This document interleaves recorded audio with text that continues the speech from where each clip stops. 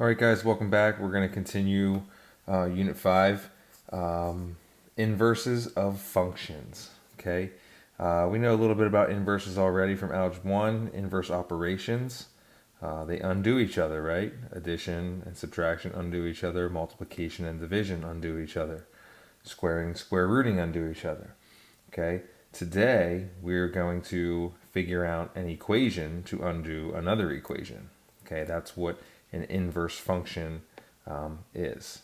Okay, so f of x and g of x, again, just fancy names for y equals, are inverse functions that undo one another if and only if, okay, and here's our composition stuff, f of g of x is equivalent to g of f of x, which equals x. Okay, so why does it equal x? Well, in an equation, we always start with x and then we perform operations with it. So if we do that, do those operations, those calculations, we want the other equation to undo it, thus leaving us with x, what we started with. Okay, so notation wise, f of x, okay, the original function, is just fancy name again for y equals, and then this is not f to the negative first power of x, it's actually f inverse of x. That's how we read that. Okay? All right, so speak the language. Whenever you see f to the negative first, it's f inverse of x. Okay, and just a note down here, inverses are not reciprocals. Okay, if you're looking at laws of exponents, normally when we see a negative exponent, we take the reciprocal of the base and make the exponent positive. However, that's not what inverse functions are. We don't just flip it upside down. All right, an inverse function is exactly what the definition above says. It's a function that undoes, excuse me, another function. Okay, so a couple properties of inverses. The domain of the original f becomes the range of its inverse. Okay, so the x values of the original become the y values of the inverse. Okay, and the opposite is also true. The range, or the y values of the original function f, becomes the domain, becomes all the x values of the inverse.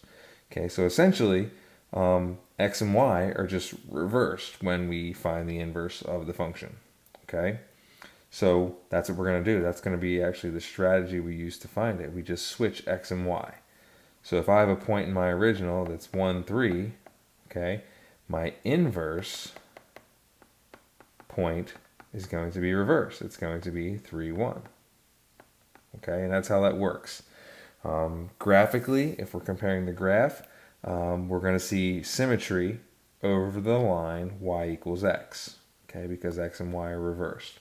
Okay, so you'll see what I mean there once we actually get into some examples. You graph the line y equals x, and you should see a reflection about that line. Okay, do all functions have inverses? Okay, can we come up with a function that when reflected over the line y equals x will no longer be a function? Okay, hopefully, oops, sorry about that. Hopefully, most of you are thinking of a parabola. All right, so if we have just any old parabola, okay, graphed here, all right, if we flip that or reflect it over the line y equals x, and again, the line y equals x is here, all right, our new graph is going to be down here. All right, so we can see that this is not a function because it fails a vertical line test. All right, so there's going to be something special we have to do to this. All right, and that's what the next slide is discussing. All right, so one-to-one functions. In order for a function to have an inverse, a function must be one-to-one. That is, no two elements in the domain can have the same y value. If f of x equals x squared, then 2, 4, and negative 2, 4 both give me a y value of 4. Okay, this is not one-to-one because the 2 and the negative 2 give you the same y. All right, so if we look at the graph up here in red, we go back, all right, I have the same values here and here, which means when I reflect it over the line y equals x, that means they're going to go there, and then it's going to fail the vertical line test. So essentially, to test if something is one-to-one, it's almost like you're doing a horizontal line test. If it hits the horizontal line more than once, when you reflect it about the line y equals x, it's not going to pass the vertical line test, thus not making it a function. Okay, so our job in this course is to make inverse functions. Okay, so we want the original to be a function and its inverse equation to be a function. Okay, so it really doesn't matter which one's the original and which one's the inverse. They're inverses of each other. All right, but we want them to be inverse functions of each other. All right, so how do we handle that situation when it arises? Well, what we're going to have to do is restrict the domain. All right, so basically we have to cut half of our parabola away. So up here in our original, in red, I literally have to say, you know what? I am not allowed to have this left half because that's going to come down here and be the bottom half.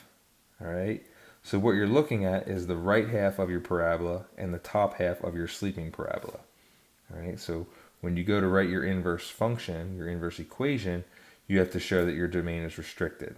All right, so the last bullet down here, for example, if f of x is x squared, x has to be greater than or equal to 0. Only the right side of our sleeping parabola we can graph. Then when we flip it, it goes down here. Okay, and then there's our line y equals x. We can see our symmetry. Okay, so we'll see a few examples of this as we continue with the examples. And if you're still struggling with the whole one-to-one thing, we can definitely talk about that in class. Just ask. Okay. So steps to find the inverse function. All right. The first thing is check to see if it's one-to-one. Okay. So check to see, does it pass the horizontal line test? That way when I reflect it, it passes the vertical line test. All right. If it is not one-to-one, we need to restrict the domain to make it one-to-one. Step 2, normally we see our equation in function notation, f of x, g of x, h of x, whatever the name is. All right, we're going to write that f of x as just y equals. Okay, and now we're going back to the properties of inverses for step 3, and we're going to switch x and y in the equation. So now it's going to be x equals. Okay, once we have it switched, then we solve algebraically for the new y. Okay, if we have to restrict the domain there, all right, we do that as necessary. And then lastly, we go back to the definition of a function. Does f of g of x equal g of f of x, doing the composition work we did the day before, and does that give us x? We talked about before. All right. Another thing we could do, okay, to make sure we're correct, is we pull on our graphing calculators here on our iPads, and we graph both of them. We graph the line y equals x, and we check to make sure that they are symmetrical about the line y equals x. One way to guarantee that is also to just kind of view the table and make sure that our 1 point here, and then we reverse it, becomes this. Okay, like we said before, if I make one up, if I have the 2, 5 for my original, okay, does the inverse point give me the reverse of that? 5, 2. Okay, and we can check multiple points on the table. It's easy just to scroll on the table. All right, so let's get right into it here with a few examples. Okay, the first one here, f of x equals 4x minus 3, is just, it's a line, it's linear. Okay, it's going to start down below here at -3. Okay, let's graph this. Have a growth of 4, so we rise 4, 1, 2, 3, 4, and run 1. All right, we can reverse that to get a few more points. All right, and then we can connect the dots to draw our line. Okay, so there's our inverse graph, and we can clearly see that this is one-to-one. When we reflect it, it's not going to fail the vertical line test. All right, so no domain restrictions for this one. All right, second thing we do is we change f of x to y equals. And then we solve, or excuse me, step 3, we switch x and y. All right, so here's our inverse equation, but we need to get it in terms of y. That way we can actually work with it, plug it in the calculator, etc. Okay, so use inverse operations to undo.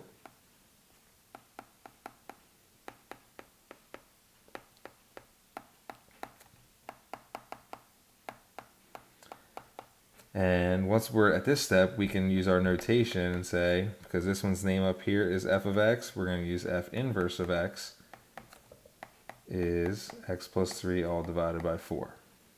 All right. In the process of doing this, I would prefer to leave it like this. Okay. There's nothing wrong with that. So these two equations that I have boxed are indeed inverses of each other. All right. Let's do it graphically. If we were to divide this out, this would give me 1/4 x plus 3/4. Okay, so this is a tougher one to graph because our y-intercept is not pretty, and when we do our slope, we're not going to be on nice points each time. Okay, well, let's see how it works out if we can compare some points. So 3/4 is about here, and I'm going to rise 1 and run 4 from there. Rise 1 and run 4 from there. Okay, I can also reverse that and go down 1 and run left 4. Go down 1 and run left 4. All right, so if I connect these dots to form my inverse equation, okay, there's my graph. All right, the last thing I'm going to do, just for visual purposes, is I'm going to graph the line y equals x. Okay, and when you do that, it kind of comes together and we can see the symmetry within our graph. All right, so that's one way to check it. Another thing you can do is confirm some points. Okay, we mentioned before that our points are just reversed. So this point 0, -3 hopefully becomes -3, 0 up here. And I might be a little bit off from my line. All right, same with this one. I got the point 2,5 there. That should become the point 5,2 there.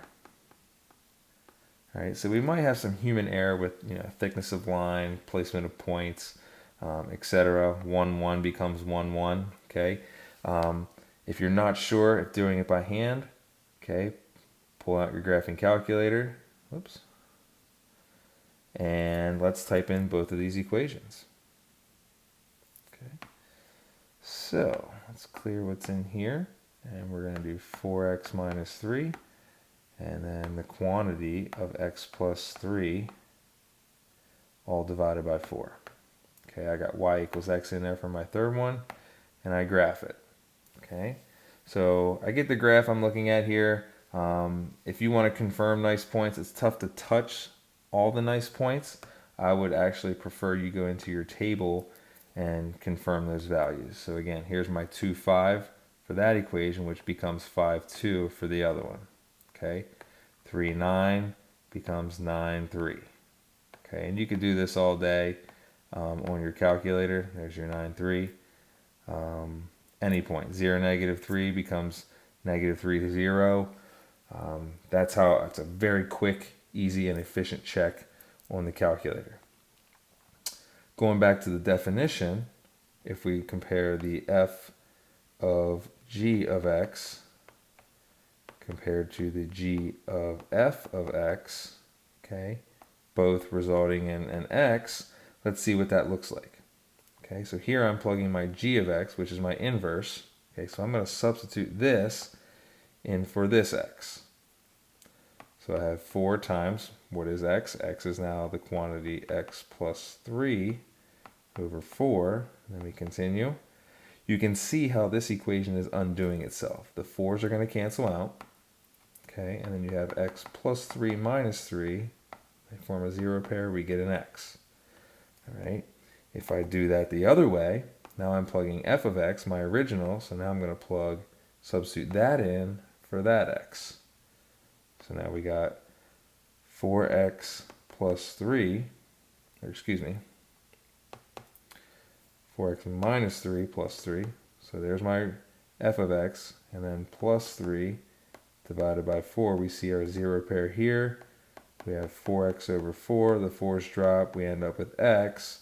And that's what we're supposed to end up with. So algebraically, that's how we can confirm this. Okay, so it's nice to see the equations just do exactly what the definition of inverse says, is undo itself. Okay, and result in what we always start with, x. Okay, let's look at another example. Okay, the square root of x minus 2. Okay, so first thing, check to see if it's 1 to 1. It's a square root graph. So I'm going to graph this. This means it went to the right 2, no vertical shift, so my starting point is 2, 0. All right, the square root is just the 1, 3, 5 pattern horizontally. So there's our 1. We go over 1, 2, 3 and up 1, and then over 5, which is off the grid. Okay, so this is what my graph is going to resemble. Okay, is that graph 1 to 1? Yes. Okay, it is 1 to 1 because it passes the horizontal line test. I don't have the same y values, okay, for two different x's. So, because it's 1 to 1, I go straight into my process of writing f of x as y. And some of you might say, oh, well, that's y, so now I'm just going to switch x and y. So x equals the square root of y minus 2. And now I solve for y. How do I get inside that radical? Okay, to get rid of the radical, we're going to square both sides. Square and the square root undo themselves. And then we add 2. And now we're left with x squared plus 2 equals y, or x squared plus 2 equals f inverse of x. Okay. Now, we said before, a few slides above, that a parabola is not 1 to 1. All right, so we are going to have to restrict this domain down here, all right, because I can't have the full parabola because I don't have the bottom half of my parabola down here. Why can't I have the bottom half? Because now it's not a function. All right, so let's get rid of this down here, and let's see how we can restrict our domain. So x squared plus 2, no horizontal shift, shifted up 2. So my vertex is 0, 2, and I can do my 1, 3, 5 pattern for my graphing shortcuts. 1, and then up 3, up 5 is off the grid. Okay, if I would do that on both sides, all right,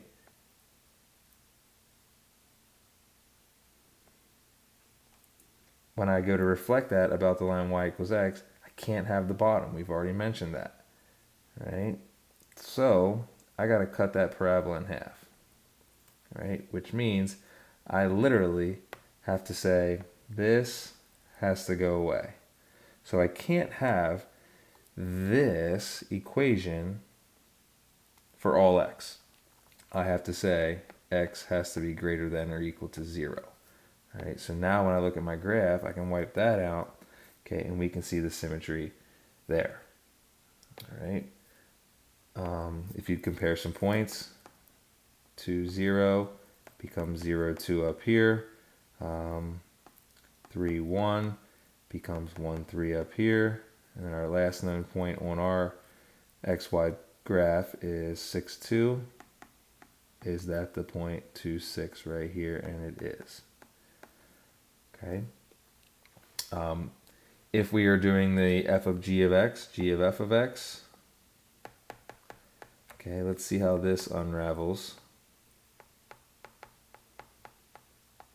All right, so now I'm going to substitute my x plus 2 in for that x right there. So let's see what happens.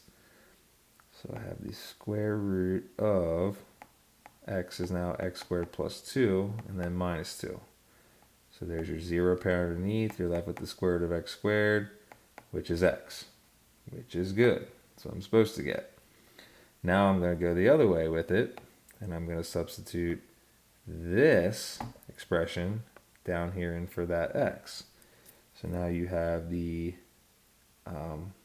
square root of x minus 2 quantity squared plus 2. We can see the square and the square root cancel out. X minus 2 falls out, plus 2 comes down, and then I get my 0 pair. X falls out. I'm checked. Okay? So, essentially, you reverse x and y, solve for y, and then we can confirm it algebraically or type it in our graphing calculator. Okay? What if we have a parabola, in this case, okay, in graphing vertex form? Okay, we know that that means go right 2 and up 3. So your vertex is at 2, 3. And we already know that I can't graph the full parabola here. Okay, we know that. All right. So why graph the left side if we already know we're going to have to restrict it? All right. So if I use my graphing shortcuts, okay, this is what I'm looking at. How can I get my inverse equation? Well, again, this is a fancy name for y equals. Okay, you can rewrite it or do what I just did and then switch x and y and then isolate y again. So x equals quantity y minus 2 squared plus 3. And we undo this. Okay, I don't want you guys expanding this out, y minus 2 times y minus 2 and foiling, because then we have a y squared term and a y term. How can we isolate y when I have a squared and a linear term? Right? I cannot. So do what the definition of inverse says. Undo it. So we're going to subtract 3.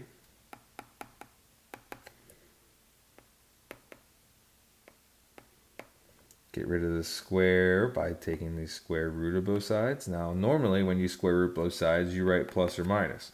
We know we can't have the plus and the minus together because then it's not a function. Okay? So, it's kind of pointless to write the plus or minus here because we know. All right? We know what's going to happen. So, I have positive the square root of x minus 3 equals y minus 2. And then lastly, we add 2 to both sides, and we get the square root of x minus 3, and then plus 2 on the outside. Make sure your square root ends here, okay? And that equals y, or in this case, I'm going to call it f inverse of x. Any questions there? If you have questions there, please reach out in class, all right? And we can definitely further discuss this, all right? So knowing what we know about graphing shortcuts, okay, that means I went right 3 and up 2. So let's plot that. Starting point of 3, 2. And then I can use my 1, 3, 5, 7 pattern. Go over 1, up 1. Okay, over 3, up 1, over 5, up 1. And then I can draw my sleeping parabola. Okay. I like to see the visual here. I like to see the symmetry. Okay, so we graph the line y equals x to put it in context, and we can see that they're symmetrical. You can check the points. Okay, what I'm going to do is I'm going to type my original and my inverse in my calculator. But one thing we forgot to do, we talked about restricting the domain, but we never wrote it. So up here, your domain, you have to restrict it and say can only be greater than or equal to 2. All right, and that's where my domain starts here for my original graph. Okay, so let's just show you here quickly on the calculator. Okay, we'll pull this up. We'll look at it graphically. We'll look at some points to confirm, and then we'll move on. So the quantity x minus 2 squared plus 3 compared to the square root of x minus 3, and then plus 2 on the outside. Okay, make sure that plus 2 is definitely on the outside. Okay, we graph it. Now what you guys have to do, and I know this is hard, okay, visually, is you have to ignore the left side of your parabola. All right, we restricted the domain. We cut it off at 2. All right, so when you go to look at your table to confirm points, okay, on your table, all right, you have to only look at x values greater than or equal to 2. All right, so 2, 3 should become 3, 2. 3, 4 becomes the point 4, 3. Okay, our next nice point here is 7, 4. Okay, which means that should be the point 4, 7. All right. So I think that's confirmation of we can do the f of g of x, g of f of x thing again, okay, to watch it undo itself. But again, I don't want to waste your time here today looking at the video. I'd rather you have more time to put this into practice, switch x and y and solve for y. Okay, and very quickly check on the graph. Okay. All right, so this next example is a little tougher. Okay, we mentioned before that if we have an x squared term and an x term, how can we isolate just the plain old x? All right, And the method to do that is you have to put it in graphing vertex form. Okay, this equation up here, okay, is still a quadratic. I still have a quadratic term and a linear term if I would expand that out. However, I can isolate and go after that x when it's in perfect square form. All right? So remember, we have multiple ways. We can either complete the square, okay, or we can use kind of our shortcut with the vertex formula. Okay, most of you preferred the vertex formula. All right, so I'm going to show you that way instead of using completing the square method to get it in graphing vertex form. Again, the whole purpose is just to write this equation in standard form to graphing vertex form, and then we can flip-flop our x and y and go to town from there. All right, so if I do the opposite of b over 2a, okay, I get 5 over 4. So 1.25 is the x-coordinate of your vertex. So what you're going to do is substitute 1.25 back in there and there to find the corresponding y value, which will then become h and k. All right, so let's go ahead and do that. 2 times 1.25 squared minus 5 times 1.25 plus 7. And that gives me 3.875. Not the prettiest thing in the world. Okay, but that's okay.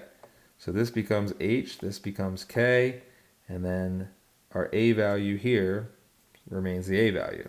So we have y equals a, which is 2, x minus 1.25 quantity squared plus 3.875. Okay, that's not the inverse equation. These two equations are equivalent. So before I move any further, I'm going to confirm that they're both equivalent. So I'm going to delete everything in there, and I'm going to type these two in and make sure I get the same graph, the same set of points, all that stuff, because I don't want to make a silly mistake in my math, whether you complete the square or use the vertex formula. I really don't want to make a silly mistake, and then everything after that would be incorrect. Okay. So when I hit graph, I see one graph there. That's a good sign. All right. And when I go to my table, I see that all the y values are the same. Okay. That's good news. Now, okay, I restrict my domain. So my vertex is 1.25. It's tough to graph this. We're going to just rely on the graphing calculator for now instead of graphing it by hand. 1 for time saver and 2 just for convenience sake because the points are not nice. Okay, yeah, sure, we could plot the points from a calculator and put them on a graph. Okay, I would trust you guys to do that. However, we're going to rely on the calculator just to check. All right, so let's do some algebra here, and then we'll come back to the calculator. So let's switch x and y.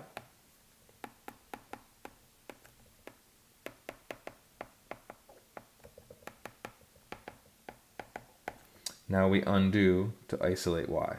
So all of this is kind of connected right now, so I can't touch that. So the first thing I'm going to do is get rid of this 3.875.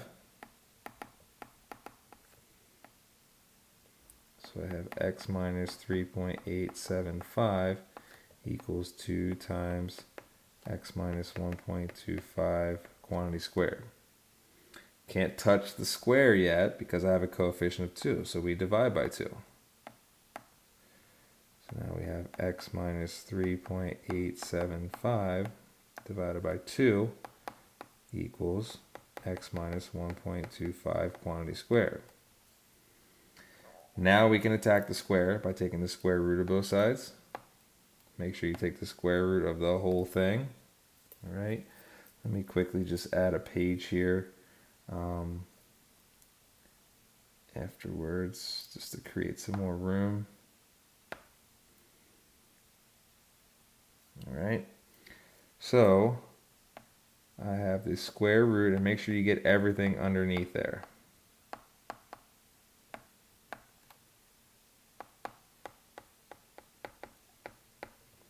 Now lastly, we can add 1.25 to the outside. So we're left with the square root of x minus 3.875 over 2. and then plus 1.25 on the outside, and that would equal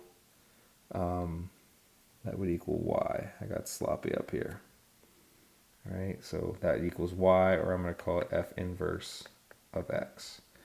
So now I can type this equation into my graphing calculator, all right, and then compare it to make sure the x's and the y's are reversed, and we do see symmetry there.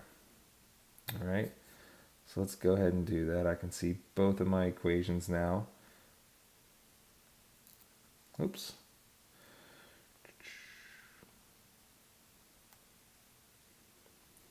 All right, so I already have that in there. Okay, they're both equivalent, so I'm just going to leave them both. All right, so when I do this, the square root, I'm going to insert a left parenthesis to do my numerator first. X minus 3.875. Close that off, and then divide by 2. Okay, and then arrow over to close off my radical. Plus 1.25. Okay. I hit graph. Okay, one other thing I do want to graph is y equals x. Just to see visually, ignore the left side of that parabola because we have to restrict that domain, which I don't think we wrote it down. No, we didn't. Okay, so up here, we have to restrict this domain as x has to be greater than or equal to the x coordinate of your vertex, which is 1.25. All right, so that is essential when doing this. Okay, so ignore the left side. We can see it looks good. Can we go by looks? Okay, well, I have the ability here on my graphing calculator to, why is y3, to look at my table. Let me quickly get back here to some values that we can actually deal with. Don't know why on this calculator it didn't show up for y3. I'm going to delete y3 for now because I want to compare 2 and 3, but it looks like y3 isn't showing up for some reason.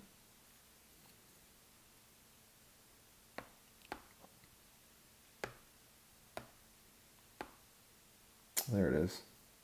Okay. So if we look at this, again, we can only look at x values greater than 1.25. So 3, 0 should become 0, 3. Why is that not 3? 5, 2 becomes 2. Something's going on here with my table. Oh, y4. I'm comparing y2 and y3. That's why. 2 and 3. There we go. So 310 becomes 10, 3. 5, 2 should become 2, 5. Okay, why is that not showing up right there? Let's look at the graph. Okay, for y3. Okay, 2 zeros down here. That's not even part of the graph. Something's up with the tables here on the calculator. But you can see there, y3 just went away again.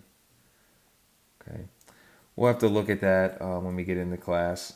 In the event that you're really not sure, with a TI-83 or 84 in your hand, you're not going to get these errors. Okay, I don't know why y2 and y3 are, I mean, they're changing.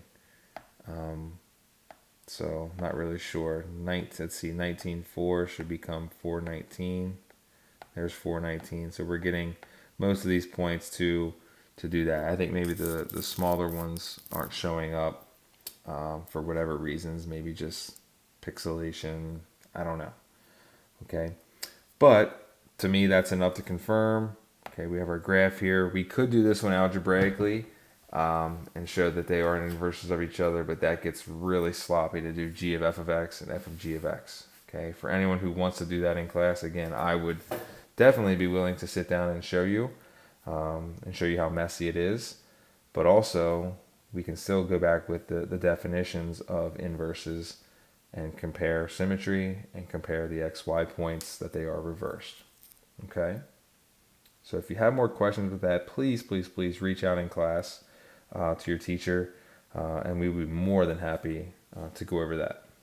All right, so that's a tougher one. It's not as nice and pretty, that A value in there, but just showing you that we are connecting things back to Unit 4 with quadratics, okay? Writing from standard form to graphing form. That way we can put it in a form that we can actually work with it, okay? If we don't know how to do these things from Unit 4, we're really going to struggle the rest of the semester. So continue to reach out and ask questions if and when you have them. All right, so we can do this with cubic functions as well. Again, I think we have a typo here. This should be x cubed. All right. So a cubic graph, I'm not sure we saw it, but we haven't really investigated it a ton. All right. Let's pull this over here and look at this graph here. So let's delete everything we got in here. Let's check to make sure this is 1-to-1. X minus 4 cubed, so to the third power, and then plus 1. So if we look at this graph, okay, we've got kind of this little swoop going on here, and it's going to continue forever and ever in both directions. It's going to go to negative infinity to the left and positive infinity to the right. We don't have any repeat x values, even though in here it looks close, okay, that is curving and increasing to the right and decreasing to the left. So this is 1-to-1, so we do not have to restrict the domain. It's going to be all x. All right. So no worries there with as far as domain restrictions. Okay, so we can get right into simply just reversing x and y and solving for the new y. Again, that's y. So when I switch them,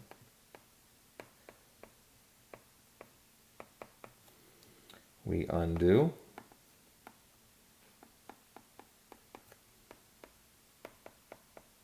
How do we undo a cube? We do the cube root. So I cube root both sides.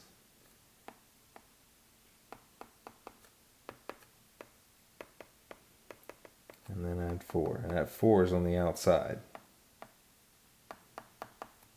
Make sure it's on the outside. Okay, and that is our inverse equation. So once again, this right here, what I'm boxing, is the inverse equation to this one up here. These are inverses of each other. All right. So let's reach for our calculator and we will graph these two. Okay, confirm symmetry visually and confirm some points graphically from the table. Okay. So the cube root, okay, if you're not sure where the cube root button, if you hit math, okay, there's the cube root button, math 3, all right, of x minus 1, arrow over, and then plus 4 on the outside, and then lastly, I'm going to graph y equals x again. Seeing that visual there makes it worth it. Okay, so we can see here, we see the symmetry about the line y equals x. If you're not sure of the scale, you can always go back here to your window and readjust your scale. Most of the times we go negative 10 to 10. You can make it whatever you want. It's hard sometimes pinching and pulling on the iPad to get the graph that you want. Okay, so there's a pretty good picture, and we can see that it does look symmetrical. Okay, let's confirm some points algebraically. So if we go to the table, all right, I'm just going to jump to my table here, go back to 0, look at my table. Let's look at some points here. So 1, 4 for that one should become 4, 1 for that one. 0, 3 for our inverse becomes 3, 0. 2, 5 becomes 5, 2. 2, negative 7 should be negative 7, 2. All right. So we can see that we do have that inverse relationship as far as our points being reversed. Okay, so not only does x and y reverse in the equation, but x and y reverses everywhere. Domain becomes the range of the inverse, range becomes the domain of the inverse. Okay, that's the properties from one of the first slides. Okay, last thing I want to talk about here okay, is how do we find the inverse of rational functions? Okay, so rational meaning ratio, fraction. Okay, we got x's in both places.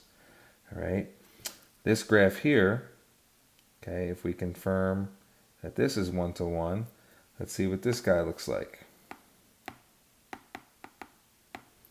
So remember, when you type in, make sure we're using parentheses.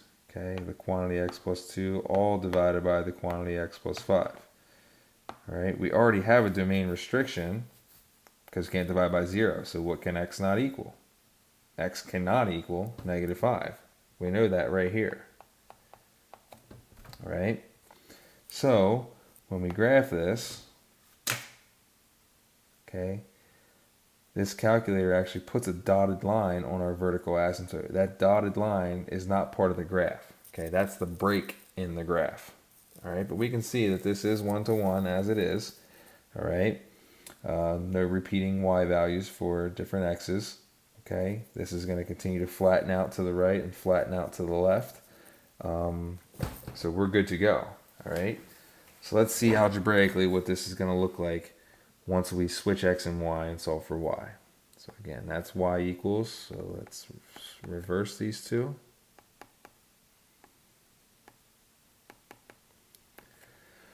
So we have this ratio or fraction.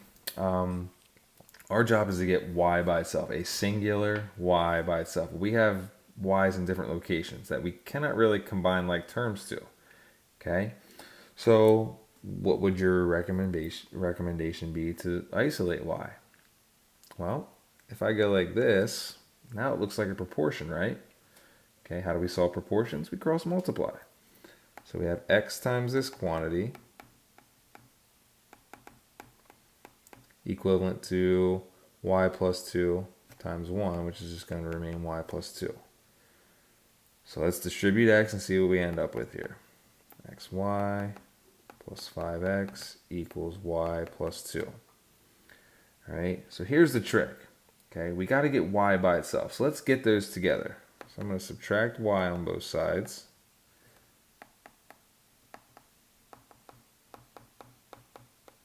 And then I'm going to subtract 5x on both sides. So I want both my y terms to kind of be on the same side. Now, what do I do from here? Okay, this is the challenging part. Okay, but we had a whole lesson on factoring. So what do you notice is the greatest common factor on the left side? Y. So pull y out of each of those terms. And then to get y by itself here, all I have to do is divide by the factor of x minus 1. Okay, so I'm going to take this work up here, and I get y equals quantity 2 minus 5x divided by the quantity x minus 1. And here our domain restriction is x cannot equal 1, because that gives me a 0 in the denominator. All right, so here is my inverse equation. And again, I can fancy this up and say, you know what, y, we're going to call it f inverse of x. All right, so I can grab this, and I can grab this, and I can check for symmetry. I can check to see my points are reversed. I can do all the same stuff that I did from the beginning. Okay, regardless of the shape of my graph, okay, I can confirm all these things. So I already have my original equation in there. Let's type in the inverse function. So the quantity 2 minus 5x divided by the quantity x minus 1. All right, and I'm going to graph y equals x again. I'm going to hit graph. So we got a lot going on, but does it look symmetrical about that diagonal line y equals x? And my answer visually is yes. Okay, I see some points coming around, coming together. Let's check our table here. Let's look for some nice points on our table. So let's get back here close to 0 and look for nice points. So -8, 2. That should become 2, -8. There it is. Okay, -2, 0 becomes 0, -2. -2, 4 should become -4, -2. All right, so all the nice integer points that I'm finding are corresponding to one another in reverse. All right, so negative 6, 4 should be 4, negative 6. All right, that's a quick, easy check on a test, a quiz, even when you're doing your homework. Okay, it doesn't take long to type both equations in, explore the table a little bit, and again, just try and find the nice points. Okay, when they all are interchangeable, xy becomes yx. Okay, you know you're good. You know your algebra is correct. All right. So that's what we got. All right. Our equations are now inverse functions of one another. All right. They're not very pretty looking. Okay, but that's okay. All right. And we have our domain restrictions included in there. All right. So when you come into class tomorrow, you're gonna look for, we're gonna go over these slides. If you have any questions, please reach out. Otherwise, we're gonna give you guys an opportunity to practice all of these different scenarios on your homework document, because they will come up again on your assessments, guaranteed. Okay, all the types. Okay, whether it's rational function or a parabola that's not in graphing vertex form. All right, you will see those again on an assessment, so you need to make sure you are asking how and the why behind the process. Okay, so a little bit different of a topic, a new topic, but again, we can undo anything. All right, we can come up with algebraic steps to undo our functions.